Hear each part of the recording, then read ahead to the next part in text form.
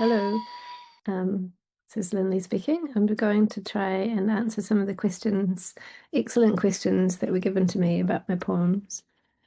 Starting with question one, in between speech and song, this poem came about in part by coming across a German word, and I'm not going to pronounce this properly. It's called Sprechstimme, which refers to a vocal technique that bridges the gap between speaking and singing, and it creates a style that is neither purely spoken nor purely sung. I became quite besotted with this concept, and the Germans are so good at concepts. At the time, I was studying the relationship between language and music, and this concept seemed to get at something of that slippery boundary between the two. In terms of what I'm trying to do in this poem, I think it is largely to do with trying to capture something of the ineffable, which in this case is the deep love that one feels for a lover. It's largely an attempt to kind of cross that threshold to get at the things that language doesn't quite allow us to do. And this is really what drives me in poetry, I think, more broadly speaking, the way that language might allow us to name the extent of a feeling, the depth of an emotion, or something of the hidden world that might feel just slightly beyond reach. I guess I was trying to push language to its limit. I guess it's a poem about limitations, but also, as this question says, surrender to that limit. And I'm thinking here of Walter Pater when he said that all art aspires to the condition of music. I think that he's right. And this poem, while it's not really about music, is trying to get at something of that very ineffable, kind of beyond meaning, maybe somewhat transcendent condition that I think music can offer us and that we continually try and name in language, but perhaps fail at doing. The next question is about the poem Meal, and it's such a good question. How do you decide which details merit poems versus journal entries? I think there's a fine line between the two. I think the power of great poetry is that it can somehow spin the ordinary into something more elevated. It takes the mundane details that make up our lives and imbues them with meaning. I find this idea really comforting. So rather than searching for those great transcendent experiences, we might in fact allow ourselves to feel the whole world without looking any further than our kitchen table, perhaps. There's also something very kind of something of the antidote about this, particularly in a world that feels so great and so greatly in trouble. If we can quieten our minds and find pleasure and beauty in our immediate surroundings, then we may not look beyond. We might lose the desire to conquer or consume as much, perhaps. A cup of tea, the sun on your face, a bird song, as cliched as that might sound, I think if we really pay attention to that, the ordinary, the mundane, we might cease from looking so hard. So that's really the driving force behind this poem. When a good friend of mine died when we were only 30, he was 30, I was living in Ireland and I was far away from him. He was in Indonesia. I found myself really ill-equipped to deal with this sudden loss and the grief that I was feeling. I didn't have any kind of belief system that could help me come to terms with it. So poetry was the natural landing place.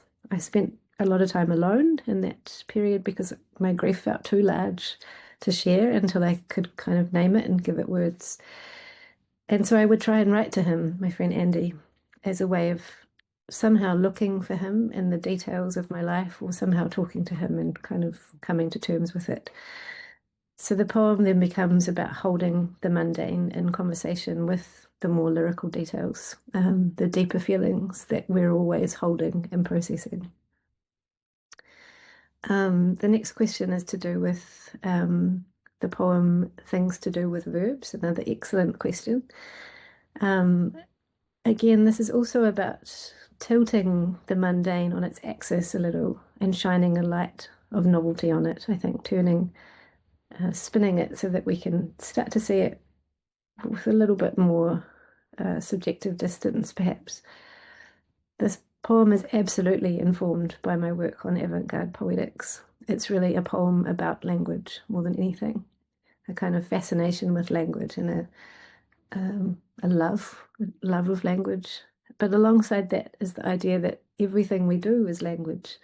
Our verbness, our doingness is one of the things that makes us human.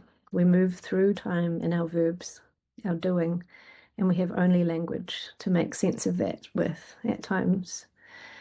I love the idea of vernacular philosophy, something I've borrowed from American writer Maggie Nelson, which is essentially to say that we live and breathe our theories, our thoughts, our philosophies.